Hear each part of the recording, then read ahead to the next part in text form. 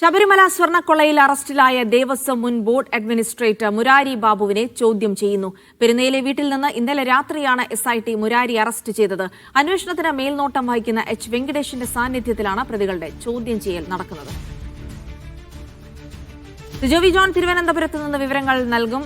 സിജോ, അന്വേഷണ ഉദ്യോഗസ്ഥനായ H. വെങ്കടേഷ് കൂടെ നേതൃത്വം നൽകുന്നുണ്ട് ചോദ്യം ചെയ്യലിൽ. നിരവധി കാര്യങ്ങൾ മുരാരി ബാബുവിൽ നിന്ന് ലഭിക്കാനുമുണ്ട്. ആദ്യമായി ചെമ്പെന്ന മഹസറിൽ രേഖപ്പെടുത്തിയത് മുരാരി ബാബു ആയതുകൊണ്ട് തന്നെ ആദ്യ നാൾ വഴികൾ തൊട്ട് തന്നെ അന്വേഷണം ഉണ്ടാകും. എന്തൊക്കെ സംഭവിക്കുന്നു, എന്തൊക്കെ വിവരങ്ങൾ ലഭിക്കുന്നു SIT? ഈ സ്വർണ്ണക്കൊള്ളയുടെ ഗൂഢാലോചന, അതിന്റെ നടത്തിപ്പ് എന്നിവ സംബന്ധിച്ച് ഏറ്റവും കൂടുതൽ വിവരങ്ങൾ അറിയാവുന്ന പ്രധാനപ്പെട്ട ഒരു ഉദ്യോഗസ്ഥനാണ് മുരാരി ബാബു. അതുകൊണ്ടാണ് ഇന്നലെ വൈകുന്നേരത്ത് പെരുന്നയിൽ നിന്ന് കസ്റ്റഡിയിലെടുക്കുന്നത്. അതിനുശേഷം രാവിലെ 7:30 തന്നെ ചോദ്യം ചെയ്യൽ ആരംഭിച്ചു. 5 മണിക്കൂറാണ് ചോദ്യം ചെയ്യൽ നീണ്ടു നിൽക്കുന്നത്. SP നേതൃത്വത്തിലായിരുന്നു പ്രാഥമിക ചോദ്യം ചെയ്യൽ. അതിനുശേഷമാണ് ഈ അന്വേഷണത്തിന് മേൽനോട്ടം വഹിക്കുന്ന H. വെങ്കടേഷ് കൂടി ഇങ്ങോട്ട് എത്തുന്നത്. കൂടുതൽ വിശദാംശങ്ങൾ തേടുകയാണ്. എന്തായാലും ഈ സ്വർണ്ണക്കൊള്ളയുമായി ബന്ധപ്പെട്ട് ഇയാളുടെ പങ്ക് വ്യക്തമാക്കുന്ന കൂടുതൽ തെളിവുകൾ ലഭിച്ച സാഹചര്യത്തിലാണ് അറസ്റ്റ് ഉൾപ്പെടെയുള്ള നടപടികളിലേക്ക് അന്വേഷണ സംഘം വളരെ വേഗത്തിൽ തന്നെ കടക്കുകയും ചെയ്തിരിക്കുന്നത്. വൈകാതെ തന്നെ റാന്നിയിലെ കോടതിയിൽ ഹാജരാക്കും. ഉച്ചയ്ക്ക് ശേഷം മുന്നോട്ട് കൊണ്ടുപോകാൻ തന്നെയാണ് സാധ്യത നിലനിൽക്കുന്നത്. ഇനി അറിയേണ്ട പ്രധാനപ്പെട്ട കാര്യം എന്ന് പറയുന്നത് ഇതിൽ ഏതൊക്കെ ഉദ്യോഗസ്ഥർക്ക് പങ്കുണ്ടെന്നുള്ളതാണ്. നിലവിൽ ഈ ദേവസ്വം വിജിലൻസിന്റെ റിപ്പോർട്ടിന്റെ അടിസ്ഥാനത്തിൽ 9 ഉദ്യോഗസ്ഥരെ പ്രതിയേർത്തുകൊണ്ടാണ് കേസെടുത്തിരിക്കുന്നത്. ഇനി മുരാരി ബാബുവാണ് പറയേണ്ടത് ഇതിൽ ഏതൊക്കെ ഉദ്യോഗസ്ഥരുടെ ഭാഗത്തുനിന്ന് തനിക്ക് അനുകൂലമായിട്ടുള്ള നിലപാട് സ്വീകരിച്ചിട്ടുണ്ട്, എന്തെല്ലാം സഹായം അവരിൽ നിന്ന് കിട്ടിയിട്ടുണ്ട് ഉൾപ്പെടെയുള്ള കാര്യങ്ങൾ പറയേണ്ടതുണ്ട്.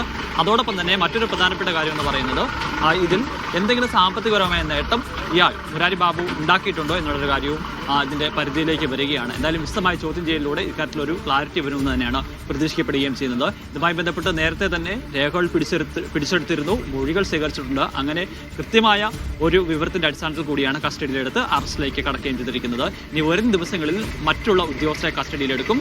അവരുടെ പങ്ക് വ്യക്തമാവുന്ന കൂടുതൽ തെളിവ് ലഭിക്കുകയാണെങ്കിൽ അറസ്റ്റിലേക്ക് കടക്കാൻ വേണ്ടി തന്നെയാണ് തീരുമാനം. അതിനുശേഷമായിരിക്കും മുൻ ദേവസ്വം ബോർഡ് അംഗങ്ങളെ ഉൾപ്പെടെ ചോദ്യം ചെയ്യാൻ വേണ്ടി വിളിപ്പിക്കുകയും ചെയ്യുക. ശരി, സിജോ വി ജോണാണ് വിവരങ്ങൾ നൽകിയത്. PM ശ്രീയിൽ ഭിന്നത തുടരുന്നു.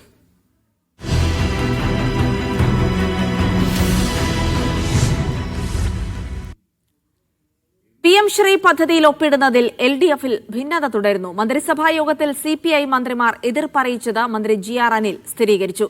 അതിനിടെ CPI അനുനയിപ്പിക്കാൻ CPM നീക്കം ആരംഭിച്ചു. PM ശ്രീയിൽ ചേരുകയല്ലാതെ മറ്റ് മാർഗങ്ങളില്ല എന്നാണ് വിദ്യാഭ്യാസ വകുപ്പ് ആവർത്തിച്ച് വ്യക്തമാക്കുന്നത്. CPIയുടെ എതിർപ്പ് മറികടന്ന് PM ശ്രീ പദ്ധതിയിൽ ഒപ്പിടാനുള്ള തീരുമാനത്തിൽ ഉറച്ചു നിൽക്കുകയാണ് വിദ്യാഭ്യാസ വകുപ്പ്. ഒപ്പുവെക്കാനുള്ള നടപടികളും ആരംഭിച്ചു കഴിഞ്ഞു. പൊതുവിദ്യാഭ്യാസ സെക്രട്ടറി അടുത്തയാഴ്ച ദില്ലിയിലേക്ക് പോകാനാണ് സാധ്യത. PM ശ്രീ പദ്ധതി അജണ്ടയിൽ ഇല്ലായിരുന്നെങ്കിലും കഴിഞ്ഞ ദിവസം ചേർന്ന മന്ത്രിസഭാ യോഗത്തിൽ CPI മന്ത്രിമാർ എതിർപ്പറിയിച്ചിരുന്നു. CPI സംസ്ഥാന നേതൃത്വത്തിന്റെ നിലപാടാണ് മന്ത്രിസഭാ യോഗത്തെ മന്ത്രിമാർ അറിയിച്ചത്. ഇക്കാര്യം മന്ത്രി GR അനിൽ സ്ഥിരീകരിച്ചു. പാർട്ടി എന്താണോ തീരുമാനിക്കുന്നത് ആ തീരുമാനത്തിനോടൊപ്പമാണ് CPIയുടെ മന്ത്രിമാരുടെ എല്ലാവരുടെയും നിലപാട്. ഇന്നലെ മന്ത്രിസഭാ യോഗത്തിൽ അക്കാര്യം പറഞ്ഞിട്ടുണ്ട്. ഞാൻ മന്ത്രിസഭയിൽ പറഞ്ഞ കാര്യങ്ങൾ നിങ്ങളുമായിട്ട് ഷെയർ ചെയ്യുന്നത് ശരിയായ രീതിയല്ല. മന്ത്രിസഭാ യോഗത്തിൽ മുഖ്യമന്ത്രി ഉൾപ്പെടെയുള്ളവർ മറുപടി നൽകാത്തതിൽ CPIക്ക് അതൃപ്തിയുണ്ട്. കഴിഞ്ഞ ദിവസം ചേർന്ന സെക്രട്ടേറിയറ്റ് എക്സിക്യൂട്ടീവ് യോഗങ്ങളിലും വിഷയത്തിൽ ശക്തമായ എതിർപ്പ് രേഖപ്പെടുത്തണമെന്ന അഭിപ്രായമാണ് ഉയർന്നത്. ഇന്ന് നടക്കുന്ന സംസ്ഥാന കൗൺസിൽ യോഗത്തിലും ഇതേ അഭിപ്രായം ഉയരാനാണ് സാധ്യത. CPIയുടെ എതിർപ്പ് ശക്തമായതോടെ അനുനയിപ്പിക്കാനുള്ള നീക്കങ്ങളും CPM ആരംഭിച്ചു. ദേശീയ പാഠ്യപദ്ധതിയുടെ ഭാഗമാകാതെ തന്നെ മറ്റ് നിബന്ധനകൾ അംഗീകരിച്ച് പദ്ധതിയിൽ ചേരുമെന്നാണ് CPM വിശദീകരിക്കുന്നത്. LDF യോഗം ചേർന്നോ ഉഭയകക്ഷി ചർച്ചയിലൂടെയോ CPIയെ അനുനയിപ്പിക്കാനാണ് CPM നീക്കം. മുഖ്യമന്ത്രി നേരിട്ട് അനുനയ നീക്കം നടത്താനും ആലോചനയുണ്ട്. മീഡിയ 1 തിരുവനന്തപുരം. PM ശ്രീ പദ്ധതിയിൽ ചേരാനുള്ള സർക്കാർ തീരുമാനം ദൂരവ്യാപകമായ പ്രത്യാഘാതങ്ങൾ ക്ഷണിച്ചു വരുത്തുമെന്ന് SKSSF. സംസ്ഥാനത്തിന്റെ സാമ്പത്തിക പ്രതിസന്ധിയുടെ മറവിൽ സംഘപരിവാർ അജണ്ടകൾ ഒളിച്ചുകടത്താനുള്ള കെണിയിൽ വീഴരുതെന്നും SKSSF സംസ്ഥാന കമ്മിറ്റി ആവശ്യപ്പെട്ടു. കേവല സാമ്പത്തിക താൽപര്യത്തിന് വേണ്ടി പദ്ധതി സ്വീകരിക്കുന്നത് ആത്മഹത്യാപരമാണെന്നും SKSSF വ്യക്തമാക്കി. കർണാടക അലന്ത് വോട്ടർ തട്ടിപ്പ് കേസിൽ വോട്ടർമാരെ ഒഴിവാക്കുന്നതിനായി സമർപ്പിച്ച വ്യാജ അപേക്ഷയ്ക്കും പണം നൽകിയതായി കണ്ടെത്തൽ. ഒരു അപേക്ഷയ്ക്ക് 80 രൂപയാണ് നൽകിയത്. BJP നേതാവുമായി ബന്ധമുള്ള സ്ഥലങ്ങളിലാണ് SIT റെയ്ഡ് നടത്തി കണ്ടെത്തിയത്. പാലക്കാട് എലപ്പുള്ളി ഒയാസിസ് ബ്രൂവറിക്കായി നീക്കം ശക്തമാക്കി എക്സൈസ് മന്ത്രി MP രാജേഷ്. ഒയാസിസ് കമ്പനിക്കെതിരെ പഞ്ചായത്ത് പ്രമേയം പാസാക്കിയതിനെയും മന്ത്രി വിമർശിച്ചു. സംസ്ഥാനത്ത് മദ്യനയം 5 വർഷമാക്കുമെന്നും കേരളത്തിൽ സ്പിരിറ്റ് ഉൽപാദനം തുടങ്ങുമെന്നും എക്സൈസ് മന്ത്രി പറഞ്ഞു. വ്യവസായ വകുപ്പിന്റെ ഏകജാലക സംവിധാനം വഴി എലപ്പുള്ളിയിൽ ഒയാസിസ് ബ്ലൂവറി കമ്പനിക്ക് അനുമതി നൽകാനാണ് സർക്കാർ നീക്കം. കമ്പനി വരുന്നതിനെതിരെ എലപ്പുള്ളി ഗ്രാമപഞ്ചായത്തിൽ പ്രത്യേക ഗ്രാമസഭ ചേർന്ന് പ്രമേയം പാസാക്കി. എല്ലാവരും പൂർണ്ണ സമ്മതത്തോടു കൂടിയിട്ട് ആ പ്രമേയം പാസാക്കുകയാണ് ചെയ്തത്. മണ്ണും ജലവും കൃഷിക്കും കുടിവെള്ളത്തിനും ദോഷം ഉണ്ടാക്കുന്ന ഈ കമ്പനി ഇവിടെ വരരുത് എന്ന് ഒറ്റ സ്വരത്തിൽ പറയുകയാണ് ഉണ്ടായത്. എലപ്പുള്ളി പഞ്ചായത്തിന്റെ നടപടിയെ തദ്ദേശ വകുപ്പ് മന്ത്രി കൂടിയായ MP രാജേഷ് രൂക്ഷമായി വിമർശിച്ചു. പഞ്ചായത്തുകൾ സ്വതന്ത്ര പരമാധികാര റിപ്പബ്ലിക്കുകളല്ലല്ലോ. ഒരു സ്ഥാപനം, ഒരു വ്യവസായ സ്ഥാപനമാണ്. ഒരു വ്യവസായ സ്ഥാപനം ആരംഭിക്കുന്നതിന് നാട്ടിൽ ചില നിയമങ്ങളുണ്ടല്ലോ. ആ നിയമപ്രകാരം നടക്കും. അതിലിത്രയും ഈ പരിഭ്രാന്തിയുടെ ആവശ്യം എന്താ? കുടിവെള്ളത്തിന്റെ കാര്യം നേരത്തെ ചർച്ച ചെയ്തതാണെന്നും എല്ലാം നിയമാനുസൃതമായാണ് നടക്കുന്നതെന്നുമാണ് എക്സൈസ് മന്ത്രി MP രാജേഷ് പറയുന്നത്. ഓരോ വർഷവും മദ്യനയം രൂപീകരിക്കുന്നതിനാൽ മദ്യനിർമ്മാണ വ്യവസായങ്ങൾ കേരളത്തിലേക്ക് വരാൻ മടിക്കുകയാണെന്നും അതിനാൽ 5 വർഷത്തേക്ക് മദ്യനയം രൂപീകരിക്കുന്നത് ആലോചനയിലാണെന്നും മന്ത്രി പറഞ്ഞു. ഓരോ വർഷവും വ്യത്യസ്തമായ തരത്തിലുള്ള നിയന്ത്രണങ്ങൾ, വ്യവസ്ഥകൾ ഒക്കെ വരുമ്പോൾ ദീർഘകാലാടിസ്ഥാനത്തിലുള്ള നിക്ഷേപകർ മുതിരാത്ത സാഹചര്യം വരും. അത് പരിഹരിക്കാൻ 5 വർഷത്തേക്ക് മദ്യനയം രൂപീകരിക്കുക എന്ന ഒരാശയം ചർച്ചയ്ക്കായിട്ട് മുന്നോട്ട് വയ്ക്കുക. തദ്ദേശീയമായി മദ്യനിർമ്മാണം വർദ്ധിപ്പിച്ച് വിദേശത്തേക്കുൾപ്പെടെ കയറ്റി അയക്കും. ഇതിനെതിരെ സ്ഥാപിത താൽപര്യക്കാരുടെ പ്രതിഷേധങ്ങൾ ഉണ്ടാകാം. അത് ഭയന്ന് പ്രധാന ചുവടുവയ്പ്പുകൾ നടത്താതിരിക്കാൻ കഴിയില്ലെന്നും എക്സൈസ് മന്ത്രി പറഞ്ഞു. മദ്യവർജനമെന്ന LDF നയത്തിന് വിപരീതമായ നീക്കങ്ങളാണ് എക്സൈസ് വകുപ്പ് നടത്തിക്കൊണ്ടിരിക്കുന്നത്. പാലക്കാട് നടന്ന എക്സൈസ് വകുപ്പിന്റെ സംസ്ഥാന സെമിനാറിലാണ് മന്ത്രിയുടെ പ്രസ്താവന. മീഡിയ 1 പാലക്കാട്. വിതരണക്കാരെ ഒഴിവാക്കി മെഡിക്കൽ കോളേജുകളിലേക്ക് ഉപകരണങ്ങൾ നേരിട്ടെത്തിക്കാനുള്ള നീക്കം വേഗത്തിലാക്കി ആരോഗ്യവകുപ്പ്. ഇത് സംബന്ധിച്ചുള്ള നിർദ്ദേശങ്ങൾ ആരോഗ്യവകുപ്പ് അഡീഷണൽ ചീഫ് സെക്രട്ടറി ഉദ്യോഗസ്ഥരിൽ നിന്ന് ശേഖരിച്ചു. KMSCL വഴി കമ്പനികളിൽ നിന്ന് നേരിട്ട് ഉപകരണങ്ങൾ എത്തിക്കാനാണ് നീക്കം. വിതരണക്കാർ തുരങ്കം വയ്ക്കുമോ എന്ന ആശങ്കയും ആരോഗ്യവകുപ്പിനുണ്ട്.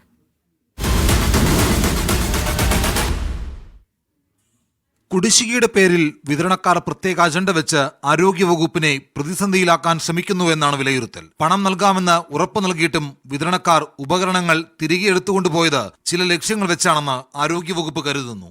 ഇതേ തുടർന്നാണ് ഉപകരണങ്ങൾ എത്തിക്കുന്നതിൽ നിന്ന് വിതരണക്കാരെ ഒഴിവാക്കി കമ്പനികളിൽ നിന്ന് നേരിട്ട് വാങ്ങാനുള്ള നീക്കം. ഇതിനായി KMSCL നേതൃത്വം നൽകും. കരാർ വിളിച്ച് റണ്ണിംഗ് കോൺട്രാക്ട് അടിസ്ഥാനത്തിലായിരിക്കും കമ്പനികളിൽ നിന്ന് ഉപകരണങ്ങൾ വാങ്ങുക. ഭാവിയിൽ ഇത്തരം പ്രശ്നങ്ങൾ ഉണ്ടാകാതിരിക്കാനാണ് വിതരണക്കാരെ ഒഴിവാക്കുന്നതെന്ന് മന്ത്രി കഴിഞ്ഞ ദിവസം പറഞ്ഞിരുന്നു. അതേസമയം ആരോഗ്യവകുപ്പിന് നേരിട്ട് ഉപകരണങ്ങൾ വാങ്ങാൻ കഴിയില്ല എന്നാണ് വിതരണക്കാരുടെ പക്ഷം. എല്ലാ നിയമവഴികളും തേടി മുന്നോട്ടു പോകാനാണ് ആരോഗ്യവകുപ്പിന്റെ തീരുമാനം. അതേസമയം KMSCL-നും കോടിക്കണക്കിന് രൂപയുടെ കുടിശ്ശിക ആരോഗ്യവകുപ്പ് നൽകാനുണ്ട്. ഷിജോ കുര്യൻ, മീഡിയ 1, തിരുവനന്തപുരം. വെള്ളം നിലത്ത് വീഴാതിരിക്കാൻ ബക്കറ്റുകൾ നിരത്തിവെച്ച ഒരാശുപത്രി. അത്യാഹിത വിഭാഗത്തിലെ പുരുഷന്മാരുടെ ഒബ്സർവേഷൻ റൂമിൽ ഉൾപ്പെടെ ഒരു മഴ പെയ്താൽ വെള്ളം വാർഡിലെത്തും. മലപ്പുറം മഞ്ചേരി മെഡിക്കൽ കോളേജിലെ ദിവസ കാഴ്ചയാണിത്. ശക്തമായ നല്ലൊരു മഴ പെയ്താൽ ഒരു തുള്ളി വെള്ളം പോലും പുറത്തു പോകില്ല. എല്ലാം കൃത്യമായി ആശുപത്രിക്കുള്ളിൽ തന്നെ വീഴും.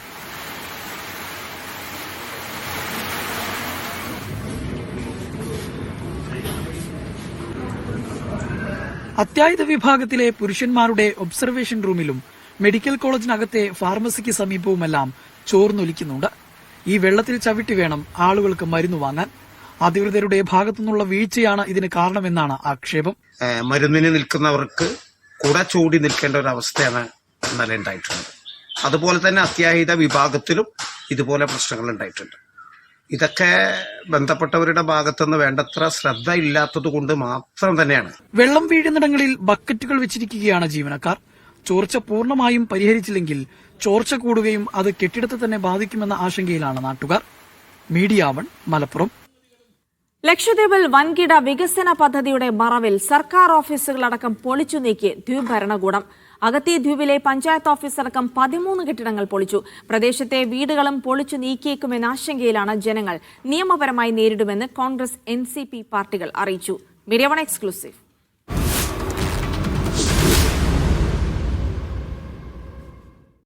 അഗത്തിയിലെ വെസ്റ്റേൺ ബോട്ട് ജെട്ടിയോട് ചേർന്ന കച്ചേരി പ്രദേശത്താണ് പുതിയ കെട്ടിടങ്ങളടക്കം നിരവധി ഓഫീസുകൾ ബുൾഡോസർ ഉപയോഗിച്ച് പൊളിച്ചു നീക്കിയത്. കൂട്ടത്തിൽ 2017 ഉദ്ഘാടനം ചെയ്ത അഗത്തി ദ്വീപ് പഞ്ചായത്ത് ഓഫീസും ഉൾപ്പെടും. പ്രഫുൽ കോട പട്ടേൽ അഡ്മിനിസ്ട്രേറ്ററായി ചുമതലയേറ്റ ശേഷം ലക്ഷദ്വീപിൽ പഞ്ചായത്ത് തെരഞ്ഞെടുപ്പുകൾ നടത്തിയിരുന്നില്ല. ഈ സാഹചര്യത്തിൽ കൂടിയാണ് പഞ്ചായത്ത് ഓഫീസ് തന്നെ പൊളിച്ചുമാറ്റിയത്.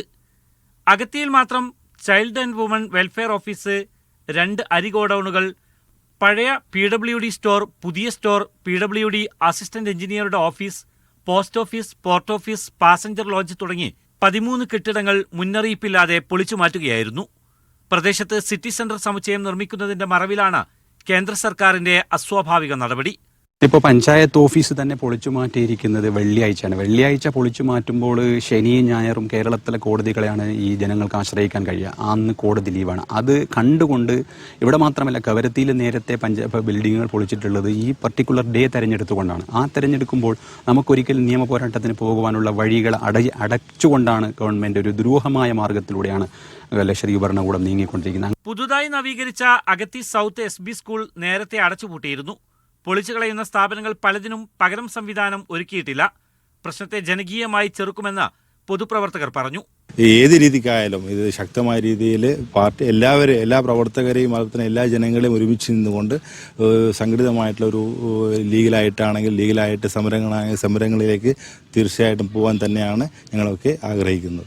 ദ്വീപിലെത്തുന്ന വിനോദസഞ്ചാരികൾ സ്ഥിരം സന്ദർശിക്കാറുള്ള ഗോൾഡൻ ജൂബിലി മ്യൂസിയവും ലൈബ്രറിയും അടങ്ങുന്ന കെട്ടിടവും പൊളിച്ചു തുടങ്ങിയിട്ടുണ്ട്.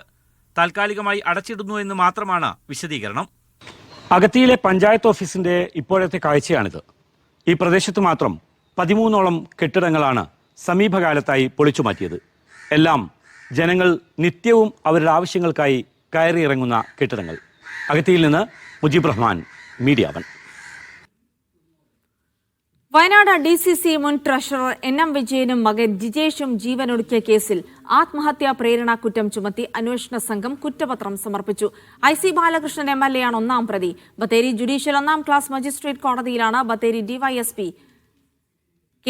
KK അബ്ദുൾ ഷരീഫ് കുറ്റപത്രം സമർപ്പിച്ചത്. ബ്രാഹ്മണരല്ലാത്തവരെയും ക്ഷേത്രങ്ങളിലെ ശാന്തിമാരായി നിയമിക്കാനുള്ള തിരുവിതാംകൂർ ദേവസ്വം ബോർഡിന്റെ വിജ്ഞാപനം ശരിവച്ച് ഹൈക്കോടതി. തന്ത്രി സമാജത്തിൽ നിന്ന് താന്ത്രിക വിദ്യ പഠിച്ചവർക്ക് മാത്രമേ നിയമനം നൽകാവൂ എന്ന അഖില കേരള തന്ത്രി സമാജത്തിന്റെ ഹർജി ദേവസ്വം ബെഞ്ച് തള്ളി. പാർട്ട് ടൈം ശാന്തി നിയമന ചട്ടങ്ങളിൽ തിരുവിതാംകൂർ ദേവസ്വം ബോർഡ് വരുത്തിയ മാറ്റം നിയമപരമാണെന്ന് നിരീക്ഷിച്ചാണ് ഹൈക്കോടതി നടപടി. 67ാമത് സംസ്ഥാന സ്കൂൾ കായികമേളയിൽ തിരുവനന്തപുരത്തിന്റെ കുതിപ്പ്. പോയിന്റ് നിലയിൽ 2ാം സ്ഥാനത്തുള്ള കണ്ണൂരിനേക്കാൾ ബഹുദൂരം മുന്നിലാണ് തിരുവനന്തപുരം. 694 പോയിന്റാണ് തിരുവനന്തപുരത്തിന്. അത്ലറ്റിക്സിൽ പാലക്കാട് കുതിപ്പ് തുടങ്ങി. കായികമേളയിലെ ആകർഷകരമായ 100 മീറ്റർ ഫൈനലുകൾ വൈകിട്ട് നടക്കും. 2ാം ഏകദിനത്തിൽ ഇന്ത്യക്കെതിരെ ഓസ്ട്രേലിയയ്ക്ക് 265 റൺസ് വിജയലക്ഷ്യം. 9 വിക്കറ്റ് നഷ്ടത്തിലാണ് ഇന്ത്യ ഭേദപ്പെട്ട സ്കോറിലെത്തിയത്. രോഹിത് ശർമ്മ 73ഉം ശ്രേയസ് അയ്യർ 61 റൺസെടുത്തു. വിരാട് കോഹ്ലി വീണ്ടും 0-ന് പുറത്തായി. 9 റൺസെടുത്ത നായകൻ ശുഭ്മൻ ഗിൽ വീണ്ടും നിരാശപ്പെടുത്തി. ഓസ്ട്രേലിയയ്ക്കായി ആദം സാംബ 4ഉം സേവിയർ ബെറൈറ്റ്സും 3 വിക്കറ്റും വീഴ്ത്തി. വനിതാ ലോകകപ്പിൽ സെമി ഉറപ്പിക്കാൻ ഇന്ത്യ ഇന്ന് ന്യൂസിലാൻഡിനെ നേരിടും. 5 മത്സരങ്ങളിൽ നിന്ന് ഇന്ത്യക്കും കിവീസിനും 4 പോയിന്റാണ്. റൺ റേറ്റിൽ ഇന്ത്യക്കാണ് മുൻതൂക്കം. ഇന്നത്തെ കളി തോറ്റാൽ സെമി പ്രവേശനത്തിന് മറ്റ് മത്സരഫലങ്ങളെ കൂടി ആശ്രയിക്കേണ്ടി വരും. ഓസ്ട്രേലിയ, ഇംഗ്ലണ്ട്, ദക്ഷിണാഫ്രിക്ക ടീമുകൾ സെമി ഉറപ്പിച്ചു.